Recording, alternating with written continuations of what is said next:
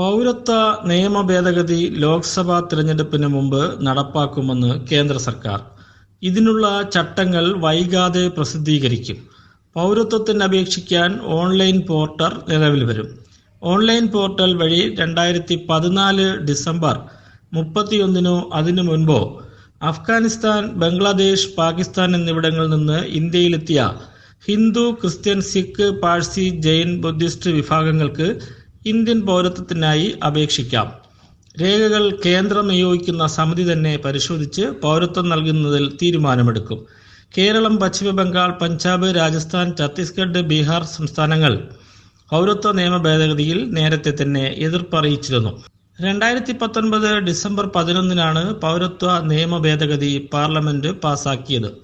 പാകിസ്ഥാൻ, ബംഗ്ലാദേശ്, അഫ്ഗാനിസ്ഥാൻ എന്നീ രാജ്യങ്ങളിൽ നിന്ന് 2014 ഡിസംബർ 31 അതിനു മുമ്പോ ഇന്ത്യയിലേക്ക് കുടിയേറിയ ഹിന്ദു, സിഖ്, ബുദ്ധിസ്റ്റ്, ജൈൻ, പാഴ്സി, ക്രിസ്ത്യൻ മതവിഭാഗങ്ങളിൽപ്പെട്ടവർക്ക് ഇന്ത്യൻ പൗരത്വം നൽകുന്നതിനാണ് പുതിയ പൗരത്വ നിയമ ഭേദഗതി.